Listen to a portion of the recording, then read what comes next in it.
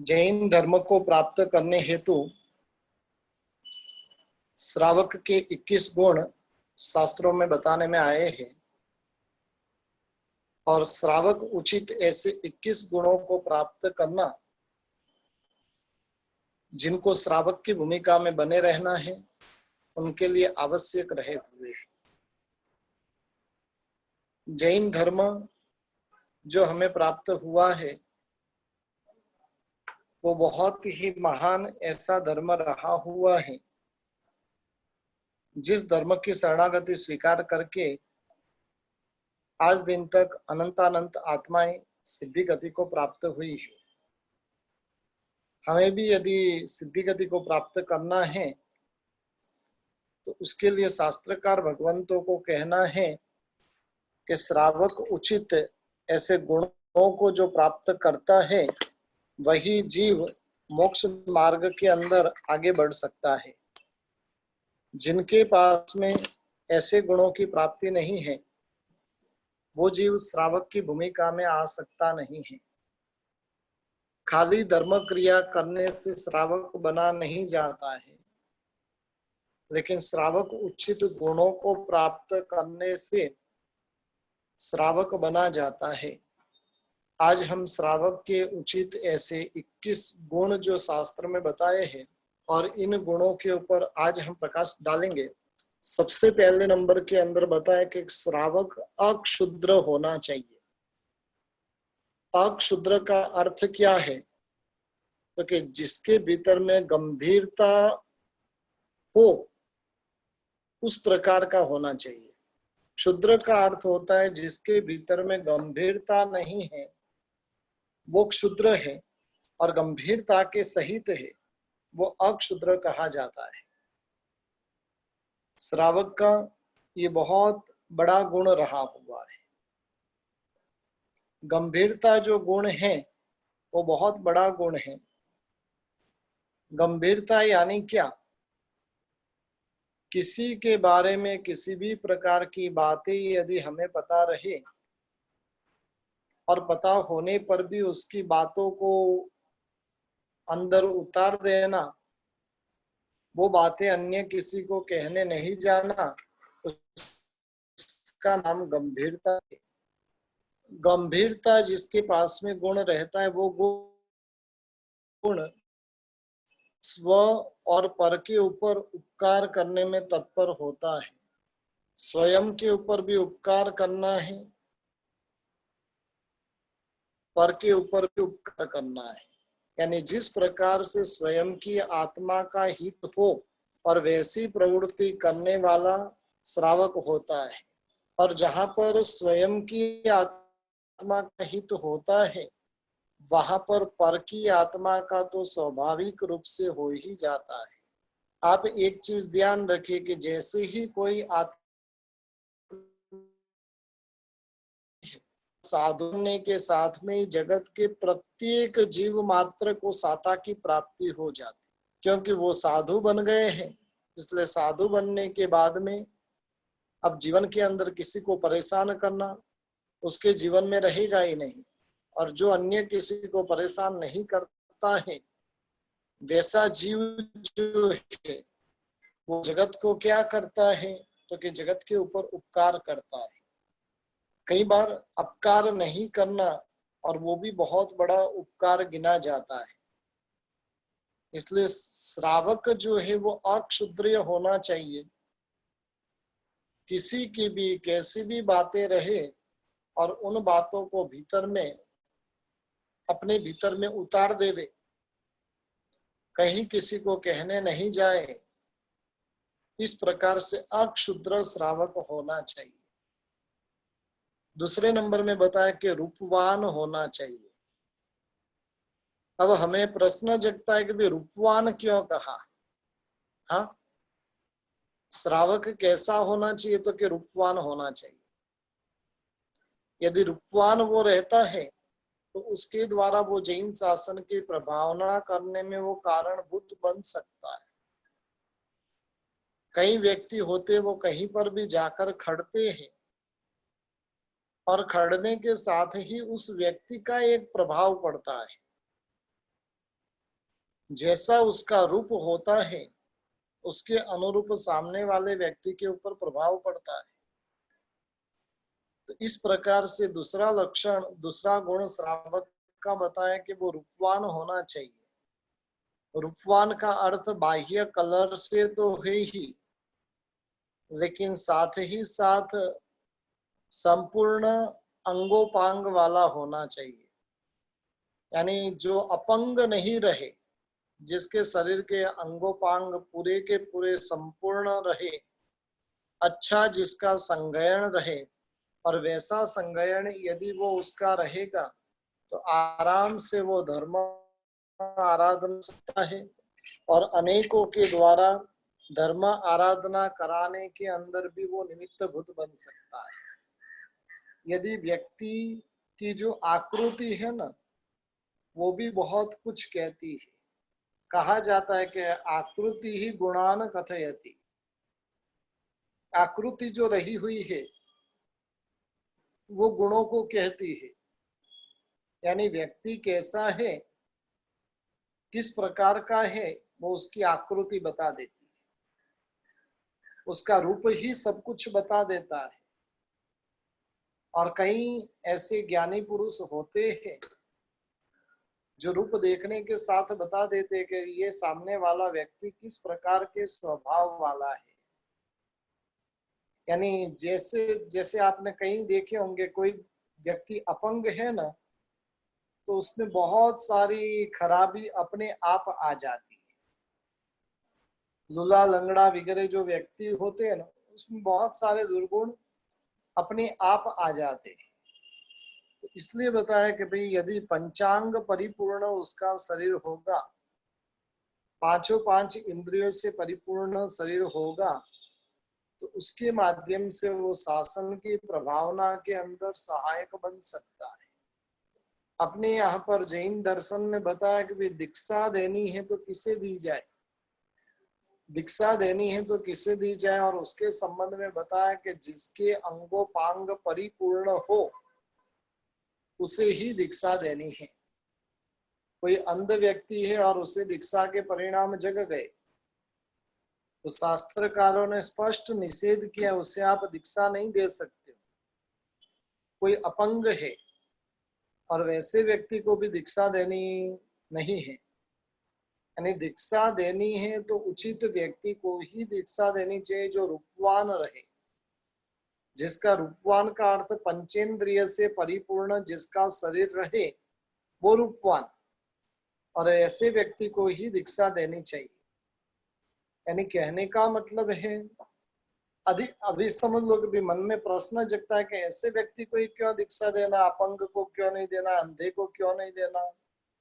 तो उसके पीछे कारण को बताते हुए बताया कि भी समझ लो कि सब अपंग लोग दीक्षा ले लेंगे, और वैसे समय में क्या होगा कि ये तो लूले लंगड़ों का धर्म है, यहाँ पर तो सब अपंग ही है, और इस प्रकार से धर्म कलंकित होगा।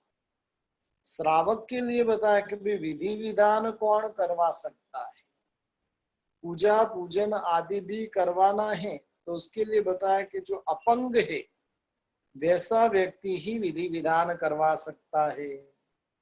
यावत जब अंजन सलाका का विधान होता है ना, अब आचार्य भगवंत आदि जो होते वो अंजन करते हैं, और वो अंजन करते हुए भी यदि आचार्य भगवंत जिनका कोई बड़ा ऑपरेशन हुआ है, शरीर का छेद हुआ है, तो वैसे गुरु भगवंत अंजन भी कर सकते नहीं है।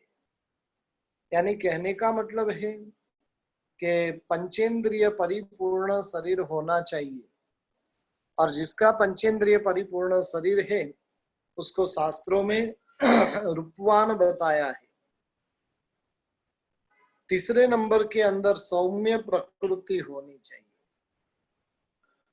सौम्य प्रकृति यानी क्या, तो कि उसका जो स्वभाव होता है वो एकदम शांत स्वभाव का होता है।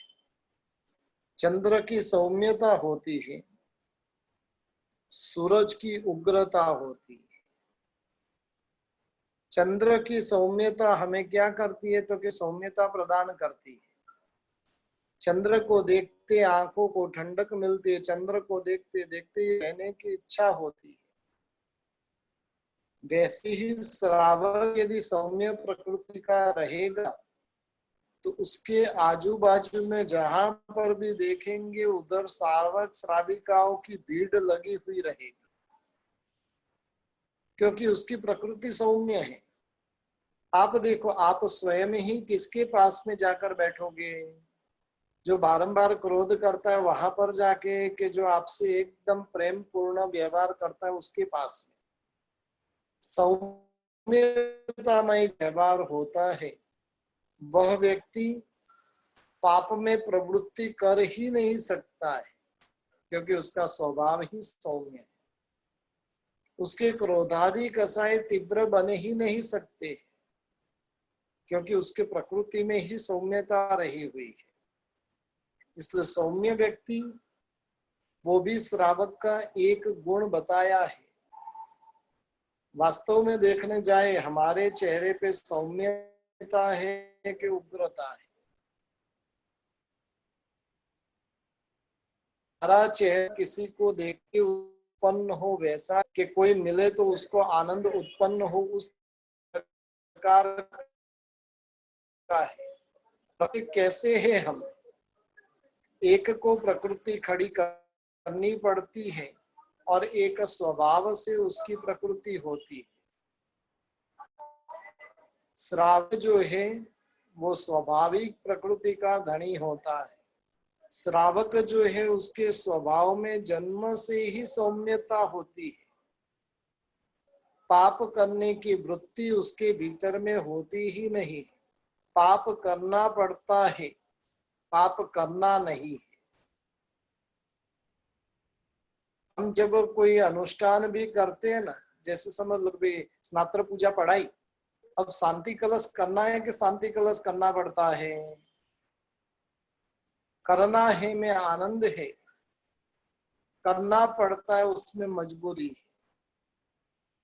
इसलिए जो सौम्य प्रकृति वाला श्रावक रहता है उससे पाप करना नहीं है, लेकिन पाप करना पड़ता है। इस प्रकार का उसका स्वभाव होता है। चौथे नंबर के अंदर उसका गुण बताया कि वो लोकप्रिय होता है। सब जो है वो कैसे लोकप्रिय? प्रिय कौन बन सकता है? तो कि इस लोक और परलोक विरुद्ध कार्य नहीं करने वाला रहे। इस लोक संबंधित जो गलत कार्य है वो न करता हो, परलोक विरुद्ध जो कार्य है वो कार्य जो न करता हो, वैसा व्यक्ति लोकप्रिय बन सकता है। जो सत्य बोलने वाला रहेगा, जिसके स्वाभाविक कसाय वगैरह उपशांत रहेंगे, और वैसा व्यक्ति लोगों के अंदर प्रिय बनेगा। सत्य बोलने वाला, प्रिय बोलने वाला व्यक्ति क्या करता है? हर एक को अपना बना देता है। हमें करना कुछ भी नहीं है। सामान्य प्रवृत्ति से भी हम लोकप्रिय बन सकते हैं। एक अभी अपने श्रावक हुए और वो श्रावक ने कितनी लोकप्रियता प्राप्त की। जब वो व्यक्ति की मृत्यु हुई उस समय के अंदर उनकी स्मशान यात्रा में नहीं तो 8 से 10 हजार लोग थे। जैन तो रहेंगे, लेकिन जैनों के अलावा भी रिक्शा चलाने वाले, जिनकी इतनी परिस्थिति नहीं है, और ऐसे ऐसे भी सैकड़ों की संख्या में लोग वहां पर आए। और जो भी है उन सब के मुंह पे एक ही बात, ये सेठ बहुत अच्छा था, ये सेठ ने हमें बहुत मदद की थी। और इस प्रकार से वो लोकप्रिय बने। उनका काम क्या था? किसी को भी सामान्य बीमारी रहे तो आप दवाई लेकर जाओ। बुखार आया है, सर्दी हुई है, खांसी हुई है, पेट में दुख रहा है, उसकी दवाई आप यहाँ से फ्री में लेकर जाओ। और जो भी आए उसको उस प्रकार से वो दवाई देते थे। दवाई देते देते जितने भी रिक्शा वाले, जितने भी आजू बाजू वाले लोग हैं, उन सब में वो फेमस हो गए। लोकप्रिय बनने के लिए नंबर में अपने स्वभाव का परिवर्तन करना पड़ता है। दूसरे नंबर में सहायक बनने की वृत्ति भीतर में प्रकट करनी पड़ती है।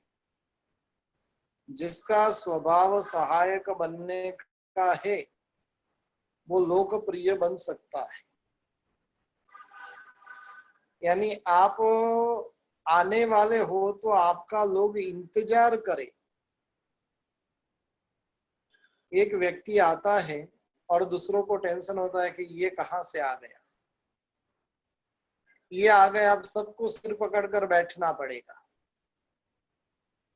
एक व्यक्ति ऐसा होता है और एक व्यक्ति जहां पर भी जाता उधर सर्वत्र आनंद बिखेरता है। वो व्यक्ति नहीं रहे तो उस व्यक्ति की कमी महसूस होती है। जिसका स्वभाव विचित्र है वो व्यक्ति यदि वहां पर नहीं रहे, उसकी कमी महसूस होती है, लेकिन वो क्या सोच करके अच्छा है वो नहीं है। वो रहता तो अभी ऐसे करते, वो रहता तो वैसा करता, वो रहता तो यहाँ पर टांग अड़ाता।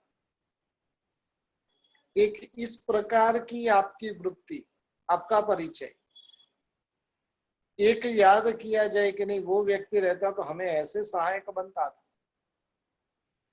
वो व्यक्ति रहता तो फटाक करके उसका सॉल्यूशन बताता था। और इस प्रकार से यानी अन्य को सहायक बनने वाला व्यक्ति लोकप्रिय बने बिना रहता नहीं। धर्म प्रिय बनने के पूर्व में लोकप्रिय बनना बहुत जरूरी है। और यदि आप लोकप्रिय रहोगे तो आपका धर्म का भी आचरण आप सहज से लोगों से करवा सकते हैं। जरूरत है हमारे भीतर में लोकप्रियता होने की। जो लोकप्रिय व्यक्ति रहता है उस व्यक्ति की कोई भी बात रहे तो सहज करके स्वीकार कर लेता है। लेकिन लोकप्रिय बनना है तो अपने स्वभाव के अंदर स्वभाव को जो शांत बनाना पड़ेगा, स्वभाव को निर्मल बनाना पड़ेगा, स्वभाव के अंदर सौम्यता लानी पड़ेगी, स्वभाव के अंदर दूसरों को सहाय करने की वृत्ति भीतर में लानी पड़ेगी। जो दानी रहेगा, जो विनयवान रहेगा, वो लोगों में प्रिय बने बिना रहता नहीं। दान के माध्यम से प्रिय बना जा सकता है, विनय के माध्यम से प्रिय बना जा सकता है, और तीसरे नंबर में शील के माध्यम से भी प्रिय बना जा सकता है। जिसके पास में दान देने की शक्ति है वो प्रिय बने बिना रहता नहीं। आज भी हमारे जिन शासन के अंदर ऐसे ऐसे नर रत्न हैं कि जो दान आदि के माध्यम से उनकी लोकप्रियता इतनी जबरदस्त खड़ी हुई है। कोई भी यानी नेता रहे, मंत्री रहे कि मुख्यमंत्री रहे कि बड़ा प्रधान रहे, लेकिन आज भी किसी भी प्रकार का कार्य पड़ता है और उस कार्य के समय के अंदर उस व्यक्ति को याद करना पड़ता है। आज भी नरेंद्र मोदी इतना बड़ा प्रधान होने के बावजूद भी यदि कुदरती आपदा कोई आती है तो वो समय में वो सबसे पहले कुमारपाल भाई को फोन करते हैं। कुमारपाल भाई ने कैसी वो लोकप्रियता प्राप्त की होगी।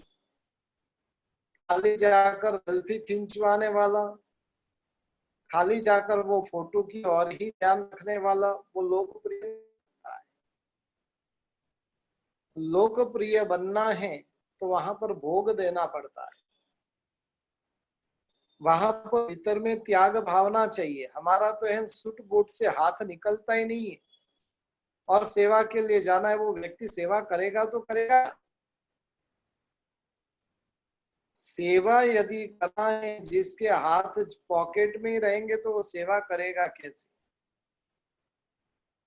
और एक चीज ध्यान रखिए कि जो आगेवान है ना, कहीं की पे भी संघ के आगेवान रहे, मंडल के अध्यक्ष वगैरह रहे, और कहीं पर सामाजिक कार्य के अंदर भी आगेवान रहे, उनका कर्तव्य है कि सबसे पहले काम हमें हाथ में उठाना है। मंदिर में आप पहुंचे और पहुंचे तो वहां पर बहुत ज्यादा कचरा पड़ा हुआ था, गंदा पड़ा हुआ था। संघ का जो अध्यक्ष है और उसने झाड़ू हाथ में उठाया, उठाने के साथ में क्या होगा, ये पक्की बात है कि अध्यक्ष के हाथ में झाड़ू ज्यादा समय तक नहीं रहेगा।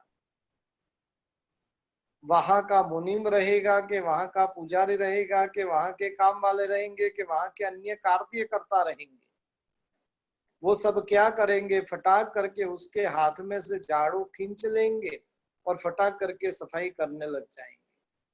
मैंने परसों एक दृष्टांत दिया था कृष्ण महाराजा का। वो गरीब व्यक्ति अपना घर बनाने का काम वो वृद्ध व्यक्ति कर रहा था, और इतनी सारी ईंटें उठाकर लानी थी।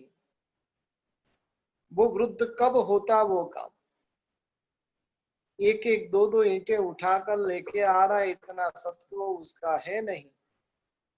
और वैसे समय में कृष्ण महाराजा ने दो चार ईंटें उठवा कर रखवा दी, उसका 10-15 मिनट में तो सारा का सारा काम निपट गया।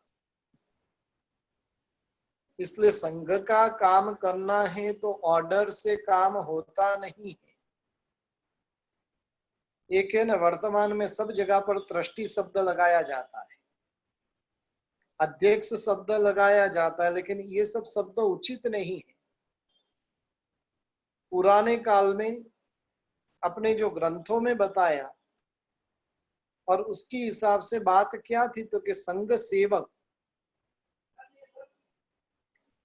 सेवक लगाया जाता था, ट्रस्टी लगाया जाता है, वहां पर अपने अधिकार की बात उत्पन्न होती है। और जहां पर सेवक लगाया तो सेवा करने की भावना उत्पन्न होती है। जितने भी जैन हैं वो संघ के सेवक है, के संघ के मालिक है। हमने यही समझ कर रखा है कि हम संघ के मालिक है, और इसलिए हर एक जगह पर अधिकार जताने का प्रयत्न करते हैं। मालिक बनने में बहुत बड़ा नुकसान है, सेवक बनने में बहुत जबरदस्त फायदा है। और जो सेवक बनने की भावना रखता है वो व्यक्ति जीवन के अंदर कुछ पा सकता है, नहीं तो ऑर्डर करने में उसका समय पूरा हो जाएगा। वो स्वयं क्या लाभ प्राप्त करेगा। मंदिर के अंदर कुछ कचरा पड़ा है और कचरा उठाए तो वो 2 उपवास का लाभ जाता है। वही यदि सेवक नहीं बनकर अध्यक्ष बनेगा तो ऑर्डर करेगा, चिल्लाएगा, अपने कसायों को बढ़ाएगा, और कसायों को बढ़ाकर क्या करेगा, जहां पर 2 उपवास का लाभ मिलता था उधर शायद हो सकता है कि 2 उपवास का प्रायश्चित करना पड़े, इतना पाप वो इकट्ठा कर ले। इसलिए लोकप्रिय बनना है, और विशेष करके जो संघ के विशिष्ट व्यक्ति होते हैं उनको चाहिए कि कोई भी कार्य के अंदर हाथ अपना बटाना है, हाथ लगाना है। और यदि समझ लो कि विशिष्ट व्यक्ति हाथ लगा दिया तो नीचे वाले तो कोई बाकी ही नहीं रहेंगे। लेकिन वर्तमान की परिस्थिति ऐसी है कि सबको पॉकेट में हाथ रखकर खड़े रह जाना है और कुछ करना नहीं, ऑर्डर देना है। यहां से समझ लो कि कोई महात्मा आए और एक पाठ उठाकर रखना है तो काम वाले का इंतजार करेगा। क्या स्वयं पाठ उठाकर नहीं रख सकते हैं? पाठ के ऊपर कुछ सामान्य कचरा पड़ा था तो काम वाले को फटाक करके बुलाएगा। क्या उसका निजी कर्तव्य नहीं है कि पाठ को एक कपड़ा लेकर, खाली 2 सेकंड लगता है, एक कपड़ा ही घुमाना है, लेकिन वास्तव में मैं कहने जाऊं, हमारा पुण्य पापानुबंधी पुण्य है, और पापानुबंधी पुण्य होने के कारण ऐसी व्यावच्य का काम हमसे होता ही नहीं है। वो बस ऑर्डर लगाने में ही लगे हुए रहते, काम सौंपने में ही लगे हुए रहते, उचित नहीं है। आपको यदि लोकप्रिय करना बनना है, स्वयं काम करना सीखे। स्वयं करोगे तो आपकी इमेज जो तैयार होगी वो बहुत गजब की रहेगी। कई जगह पर ऐसे ऐसे भी देखे जाते हैं, कहीं पर भी कुछ भी रहे वो अपने आप ही साफ कर लेंगे, किसी को बुलाने की नौबत ही नहीं आएगी। भगवान के ऊपर केसर अधिक है तो पुजारी को बुलाने की कहाँ जरूरत है। आप एक थाली लीजिए, कपड़ा लीजिए, ऊपर से केसर हटा दिया, कपड़ा घुमा दिया, अंगुलचना हो गए, भगवान साफ। लेकिन वो पुजारी का इंतजार कर कर 10 मिनट तक खड़ा रहेगा, खुद कुछ भी नहीं करेगा। ये सब क्यों है? पापानुबंधी पुण्य है। पुण्य जो लेकर आए वो पुण्य नए पाप का बंधन करवाने वाला, और इसलिए अपने से काम होता नहीं। जितना काम यदि अन्य से करवाएंगे तो समझना कि भविष्य में उसके काम वाले हमें बनना है। घर के अंदर भी आपको पानी पीना है तो पत्नी को, बेटे बहुओं को आज्ञा मत दो, स्वयं खड़े हो जाओ, मटके के पास जाओ, गिलास भरकर स्वयं पानी पी लो। आज आप उनके ऊपर ऑर्डर चला रहे हो, आने वाला समय ऐसा आएगा कि वो हमारे ऊपर ऑर्डर चलाएंगे। यानी कहने का मतलब है कि किसी के पास में हमने पानी मंगवाया, हमारा जो पुण्य का बैलेंस था उस बैलेंस को हमने कम करने का काम किया। आपका बैलेंस यदि बैंक में कम होता है, राजी होते हो कि बढ़ता है तो राजी होते हो। इसलिए जो भी काम करना है, स्वयं का काम जो स्वयं करने वाला रहे, जो दानी व्यक्ति रहे, जो विनयी रहे, जो शील आदि गुणों से संपन्न रहे, और वैसा व्यक्ति लोकप्रिय बने बिना रहता नहीं है। जिसके भीतर में कुछ अच्छा होगी, अच्छाई होगी तो वो लोकप्रिय बन जाएगा, और जिसके भीतर में अच्छाई नहीं होगी तो लोकप्रिय बन सकता नहीं। हमें लोकप्रिय बनना है तो बहुत सारे गुणों को जीवन में अपनाना पड़ेगा। हेल्पिंग नेचर रहेगा तो लोग आपको कभी भी याद करेंगे। एक मैं पौंडीचेरी के उधर गया था पूजन पढ़ाने के लिए, और वहां पर फिर कोई पुण्यशाली के घर पे खाना था। पूजा करके दोपहर के समय के अंदर खाने के लिए बैठे, और उस समय के अंदर वहां पर उनके घर पे दीवार पे एक फोटो लगा हुआ था। 18-20 साल की लड़की का फोटो लगा हुआ था, और उस फोटो के ऊपर माला चढ़ाई हुई थी। मैंने खाते खाते उनसे पूछ लिया कि भाई ये कौन है, तो कि ये मेरी बेटी है। उन्होंने पूरा इतिहास बताया कि हम चेन्नई घूमने के लिए गए थे, और वहां पर समुद्र के अंदर ये मेरी बेटी बह गई, और जब तक बेटी जीवित थी तब तक बेटी का हमें परिचय नहीं था, लेकिन बेटी मरने के बाद में उसका परिचय हमें प्राप्त हुआ। उसकी स्मशान यात्रा के अंदर, 18-20 साल की लड़की की स्मशान यात्रा के अंदर करीब करीब समझ लो कि भी पौंडीचेरी के काफी लोग आ गए। 15-20 हजार लोग उसकी स्मशान यात्रा में। उनके माता पिता का आश्चर्य नहीं रहा, इतने बड़े बड़े लोग मरते हैं फिर भी उनके स्मशान यात्रा में इतने लोग नहीं होते हैं, और ये मेरी बेटी इतनी छोटी थी और फिर भी इतने सारे लोग कैसे आए। और आखिर में दूसरे दिन से अपनी बेटी का परिचय होना शुरू हुआ। जिन जिनको उन्होंने मदद की थी वो बच्ची ने, और वो सब आकर बोलते आपकी बेटी तो भगवान का रूप थी, वो हमारे बच्चों को करोड़पति घराने से थी, लेकिन जब फ्री होती थी और उस समय के अंदर गरीबों की कॉलोनी के अंदर चली जाती थी, फ्रूट्स मिठाई लेकर चली जाती थी, चॉकलेट बिस्किट लेकर चली जाती थी, और वहां के गरीब लोगों को सबको इकट्ठा कर कर वो पहले तो सबको खाना देवे और फिर पढ़ाती थी। हॉस्पिटलों में चले जाए, जिनका कोई नहीं है उनके लिए फ्रूट्स मिठाई दवाई सब व्यवस्था वो लड़की करती थी, और वापिस उनके पास में बैठकर 10-15 मिनट 5-10 मिनट उनसे बात करती थी, उनको सांत्वना देती थी। खाली 2 साल तक ही उस बच्ची ने इस प्रकार की प्रक्रिया की होगी, लेकिन 2 साल के अंदर तो वो बच्ची ने कितना नाम कमा लिया। हम पूरी जिंदगी में नहीं कमा सकते, हम मरेंगे ना। जीवन व्यक्ति ने कैसे जिया है वो कब पता चलता है, तो कि जब उसकी मरने पर स्मशान यात्रा में कितने लोग आए उसके आधार से फिक्स होता है कि उसने कैसा जीवन जिया है। हम मरेंगे और स्मशान यात्रा में समझ लो कि 50-100 लोग भी नहीं होंगे, तो सोचना, अब सोचने के लिए हम तो नहीं रहेंगे, लेकिन परिवार वालों को सोचना है कि इसने जीवन में कोई विशिष्ट काम नहीं किया है और इसलिए इसे विदाई देने के लिए भी कोई नहीं आया, और विशिष्ट काम करके गया होता तो विदाई देने के लिए सैकड़ों की संख्या के अंदर लोग उपस्थित होते थे।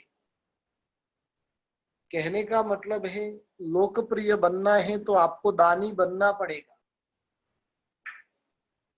पैसे देने की शक्ति नहीं है, पैसा हमारे पास में यदि नहीं है तो वैसे समय के अंदर विनयी बन जाओ तो भी लोकप्रिय बनोगे।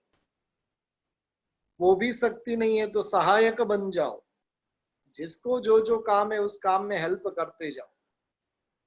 उसके लिए वो बहुत छोटा काम रहेगा, हो सकता है आपके लिए वो बहुत छोटा काम है, लेकिन छोटी सी की हुई मदद, वो मदद आपको पूरी जिंदगी तक वो व्यक्ति याद रखेगा। मुझे ध्यान है मैं जब बेंगलोर आ रहा था, और बेंगलोर जब आ रहा था तो तब मुझे पता नहीं था कि भी बेंगलोर जाना है तो रिजर्वेशन भी करवाना होता है। ऐसे ही 25-26 साल पहले ऐसे ही रिजर्वेशन करवाए बिना गाड़ी में बैठ गए तो कोई जगह भी नहीं दे रहे। लेकिन वैसे समय के अंदर एक व्यक्ति ने जो जगह दी थी, आज उस चीज को 25 साल हो गए, लेकिन 25 साल के अंदर में वो व्यक्ति को कभी नहीं भूल पाया जिसने कितनी मदद की है। मात्र और मात्र बैठने के लिए जगह दी है, खाने के लिए 2 टाइम 2-2 रोटी दी होगी, और वैसे व्यक्ति के उपकार को भी हम जीवन भर नहीं भूल पाते हैं। ऐसे समझ लो कि 1000 लोगों के ऊपर उपकार कर दिया तो 1000 लोग हमें भूलेंगे। लोकप्रिय बनना है, किसी को सहायक बन जाओ, आप लोकप्रिय बन जाओगे। किसी का कोई काम है और वो काम कर दो, आप लोकप्रिय बन जाओगे। लेकिन लोकप्रिय बनने के लिए ये नहीं करना है, अपने स्वभाव से करना, और स्वभाव से जब करते जाएंगे वैसे वैसे आपकी लोकप्रियता बढ़ती जाएगी। लोकप्रिय बनना वो विशिष्ट कक्षा का गुण रहा हुआ है। कई लोगों की धाक धमकी से लोग उन्हें चाहते हैं, और कई लोग ऐसे होते हैं जिन्होंने प्यार इतना दिया और इसलिए वो उनको चाहते हैं। हमारी भूमिका भी लोकप्रिय बनना चाहिए जीवन के अंदर, और लोकप्रिय बनने के लिए ये सारे जो मार्ग बताए, 5वें नंबर के अंदर बताया गुण के स्वरूप में श्रावक होता है वो अक्रूर होता है, यानी क्रूर नहीं होता है। क्रूर यानी क्या? कभी भी उसके भीतर की क्रूरता प्रकट हो जाएगी, उसके भीतर की हिंसकता प्रकट हो जाएगी, उसके भीतर की अयोग्यता प्रकट हो जाएगी। श्रावक जो होता है वो क्रूर नहीं होता है। छोटे छोटे प्रसंगों में अपने आवेश को प्रकट करना वो क्रूरता है। छोटी छोटी बातों में भी मारो काटो की वृत्ति करना वो क्रूरता है। श्रावक जो होता है वो श्रावक क्या करता है, वो मारने की नहीं सोचता है, वो क्षमा करने की सोचता है। जो कमजोर है, जो व्यक्ति कमजोर है वो व्यक्ति मारने में आनंदित होता है। जो बलवान व्यक्ति है वो क्षमा देने में आनंदित होता है।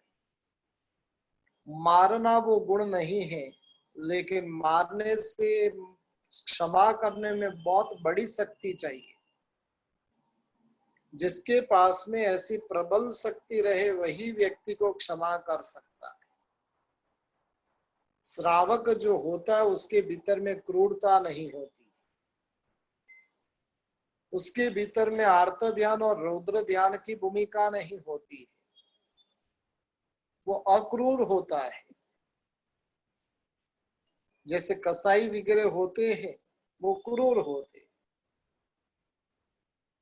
उन्हें शस्त्रों से जीवों को मारने में भी कोई डर नहीं लगता है,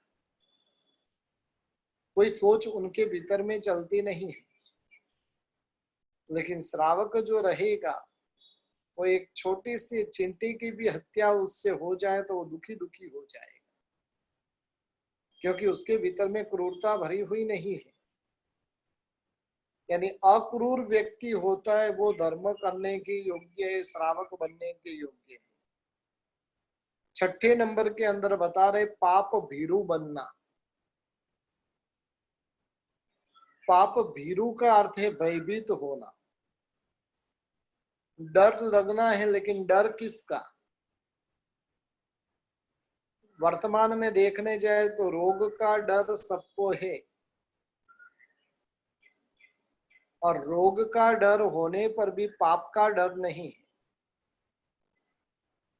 संस्कृत के अंदर एक श्लोक आता है और उस श्लोक का अर्थ होता है कि व्यक्ति धर्म के फल को इच्छता है, धर्म को इच्छता नहीं है। पाप के फल को इच्छता नहीं है, लेकिन पाप सदा करता रहता है। जिसे भी धर्म का फल चाहिए तो उसे धर्म करना जरूरी हो जाता है। जिसे पाप का फल नहीं चाहिए तो उसे पाप से निरंतर बचकर रहना चाहिए। अब देखने जाए तो हमें रोग नहीं चाहिए, ये पक्की बात है,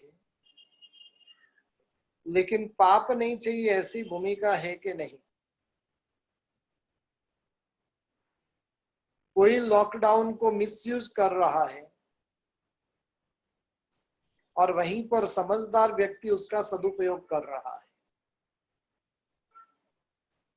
पिछले काफी दिनों से जैसे ही लॉकडाउन चालू हुआ उसके दूसरे तीसरे दिन मैंने गाथा का कंपटीशन शुरू किया था,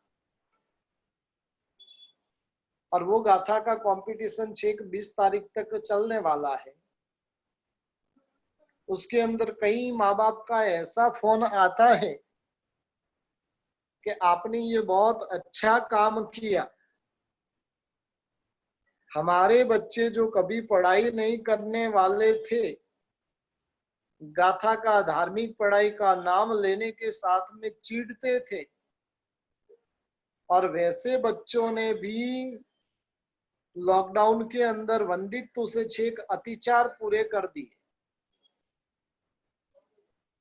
कल एक माँ का फोन आया तो वो बता रही थी कि मेरी बेटी ने इन 25 दिन के अंदर लगभग 300 गाथा कर ली,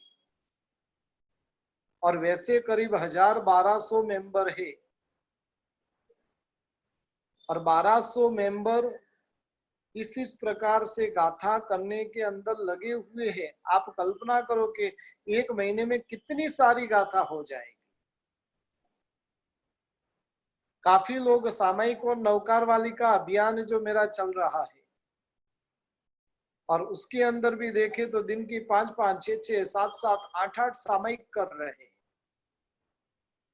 दिन में जब भी समय मिले बस माला लेकर बैठ जाते हैं, और ये समय का सदुपयोग है। फ्री हुए नहीं लूडो खेलने के लिए बैठ गए, फ्री हुए नहीं टीवी देखने के लिए बैठ गए, फ्री हुए नहीं गप्पे लगाने के लिए बैठ गए, फ्री हुए नहीं 3x3 क्या क्या खेलने के लिए लग गए। और ये सभी समय का दुरुपयोग है। समय का सदुपयोग समझदार व्यक्ति होता है, वो सदुपयोग करता है। ना समझ व्यक्ति होता है, वो समय का दुरुपयोग करता है। बड़ी मुश्किल से पूरी दुनिया जो बोल रही थी मेरे पास में समय नहीं है, बड़े व्यक्ति से लेकर छोटे व्यक्ति तक सबकी एक ही बात थी, नो समय, नो समय, नो समय। खाने के लिए भी समय नहीं था, आराम के लिए भी समय नहीं था, और पूजा और धर्म के लिए तो समय का बहाना आज भी चल रहा है। और वैसे समय के अंदर पाप भीरू व्यक्ति होता है, वो समय का सदुपयोग करता है। और पाप भीरू व्यक्ति नहीं होता है, वो क्या करता है, पाप करता ही रहता है। समय को धर्म में इन्वेस्ट करना वो समय का सदुपयोग है। समय को संसार में लगाना वो समय का दुरुपयोग है। श्रावक का लक्षण बताते हुए, गुण बताते हुए बताया कि श्रावक होता है वो कैसा होता है, तो कि पाप भीरू होता है। पाप का डर उसके भीतर में सतत सतत सतत रहता है।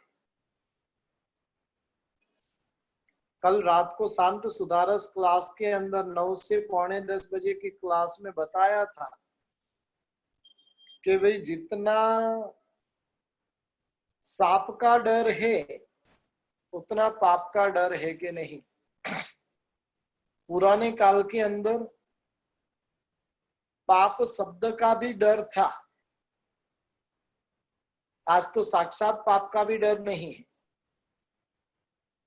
पुराने काल के अंदर यदि कोई व्यक्ति कहता कि भाई ये पाप है, और उसके साथ में व्यक्ति उसे छोड़ देता था, पाप है नहीं, ये मैं पाप नहीं कर सकता हूं, और इस प्रकार की बुद्धि थी। वर्तमान के अंदर लगभग लगभग हमारे भीतर में से वो बुद्धि खत्म होती जा रही। पाप का नाम आते ही हमें कोई डंक नहीं होता है, कोई दर्द नहीं होता है। सहज रूप से वो पाप करते ही जाते, करते ही जाते। सम्यक दृष्टि जो श्रावक होता है वो पाप भीरू होता है, उसके भीतर में सतत पाप का डंक होता है। और जिसके भीतर में पाप का डंक है वो पाप से निरंतर बचते रहने का प्रयत्न करते हैं। पाप उनको करना पड़ रहा है, वो उनकी मजबूरी है, लेकिन पाप करना तो है ही नहीं। और ऐसी पाप भीरुता होती है, इस लोक में मैं पाप करूंगा तो मुझे कैसे कैसे कष्टों को सहन करना पड़ेगा, परलोक में मेरी कैसी दुर्गति होगी। और ये सभी सोचते हुए उसके भीतर में पाप का डर रहता है। हमारे भीतर में धर्म का राग प्रकट हो, पाप का डर पैदा हो, और उसके लिए नरक चित्रावली रही हुई है, देवलोक की चित्रावली रही हुई है, और उन चित्रों को देखते हैं तो भीतर में विचार प्रकट होता है कि मैं ये पाप करूंगा तो ऐसी परिस्थिति होगी, नहीं मुझे पाप नहीं करना है। सुकृत करूंगा तो मुझे सदगति मिलेगी, हाँ मुझे सुकृत करना है। और इस प्रकार की भावना भीतर में प्रकट होती है। जिसके भीतर में पाप का डर नहीं है, वो जीव संसार रूपी समुद्र में डूबता ही जाएगा। स्वयं तो डूबेगा, अन्य को भी डुबाने का वो व्यक्ति काम करेगा। पाप का डर जिसके भीतर में, वो सतत पाप से बचते रहने का प्रयत्न करेगा। अपने यहाँ पर कहा जाता था कि भाई घी छानना है तो काम वालों से छनवाइए, लेकिन पानी तो छानना है तो खुद को ही छानना है। जिसको पाप का डर था उसके लिए अपने यहाँ पर चंदरवा 7 होते थे। अपने यहाँ पर छानने के लिए जो कपड़े होते थे वो भी 7 प्रकार के होते थे। अब खाली पानी का छानने का कपड़ा रहा है, बाकी सब कपड़ा चला गया। पाप का डर गया। और पाप का डर जाने के साथ में ही सम्यक दृष्टि आत्मा, थोड़े दिन पहले मैंने बताया था कि वो सब्जी सुधारने के लिए बैठेगा तो सब्जी के 2 पीस को कम से कम वो साइड में रख देगा, उनको तो अभयदान दे देगा। हम जब बचपन के अंदर गांव के अंदर कभी स्वामी वात्सल्य होता था, जीवन होता था, आज की तरह पूरा कॉन्ट्रैक्ट दिया नहीं जाता था। उस समय के अंदर खाली 1-2 काम और खाना पकाने वाले को बुलाया जाता था और बर्तन साफ करने वालों को बुलाया जाता था। बाकी पूरा का पूरा काम हमको स्वयं ही करना होता था। सब्जी सुधारना है तो सब लड़के मिलकर सब्जियां सुधारते थे। पाटा वगैरह लगाना है तो सब मिलकर पाटा वगैरह लगाते थे। और जब सब्जी सुधारने के लिए बैठते थे ना, उस समय के अंदर हमें कहा जाता था, ये 26-27 साल पहले की बात कर रहा हूं, कि सब्जी सुधारने के लिए बैठते थे और कहा जाता था कि जितनी लटे निकलेगी उतने आपको पैसे दिए जाएंगे। जो ज्यादा लटे निकालेगा उसको पैसे ज्यादा मिलेंगे। हालांकि काम तो सेवा के लिए करने जाते थे, कोई काम करने का कोई पैसा नहीं मिलता था। लेकिन बचपन के अंदर, अब 13-14 साल की उम्र, और उस उम्र में तो बच्चों को अपनी खुद की कमाई से कुछ मिलता है तो वो कितना राजी होता है। एक भिंडी सुधारते थे तो भिंडी को इतना ध्यान से सुधारते थे कि कहीं पर कोई जीव तो नहीं है। 25 पैसे से कितने जीव बच जाते थे। और ऐसी व्यवस्था नहीं होने के कारण जीव फटाफट इकट्ठी होते हैं। घर के अंदर भी सब्जी सुधारने के लिए बैठते हैं तो हमारा इतना विवेक होता है कि नहीं, वो बहुत बड़ा प्रश्न है। इसलिए जिसके भीतर में पाप का डर है, वो पाप का नाम सुनते ही उसका हृदय कंपित हो जाएगा। पाप हो गया करके वो दुखी दुखी हो जाएगा। वो अयमुत्ता ने पानी के अंदर नाव तो खिला दी, लेकिन नाव खिलाने के बाद में जैसे ही गीतार्थ बाजू में आया और उन्होंने बोला ये पाप तूने कर दिया, अब वो बेचैन बेचैन हो गए, दुखी दुखी हो गए। और जब वो पाप का डर उनके भीतर में प्रकट हुआ, वो पाप के डर ने उन्हें क्या किया तो कि छेक केवल ज्ञान की भूमिका तक पहुंचाने का काम उनको कर दिया। एक जो पाप का डर भीतर में जो रहा हुआ है, और वो पाप का डर छेक केवल ज्ञान तक लेकर जा सकता है। हमारे भीतर में पाप के नहीं, वो बहुत बड़ा प्रश्न है। सामान्य मानव हो तो कैसे भी हो चल जाएगा, जैन हो, श्रावक हो, तो पाप का डर भीतर में होना चाहिए। और इस प्रकार से आज हमने श्रावक के 6 गुणों का वर्णन किया है। पहले नंबर में बताया था कि श्रावक अक्षुद्र होना चाहिए। दूसरे नंबर के अंदर बताया रूपवान होना चाहिए। तीसरे नंबर के अंदर बताया सौम्य प्रकृति का होना चाहिए। चौथे नंबर में लोकप्रिय होना चाहिए। पांचवें नंबर के अंदर अक्रूर होना चाहिए और छठे नंबर के अंदर पाप भीरु होना चाहिए। इस प्रकार से 6 गुण आज हमने देखे हैं। बाकी के जो 15 गुण हैं जिसकी बातें हम कल करेंगे,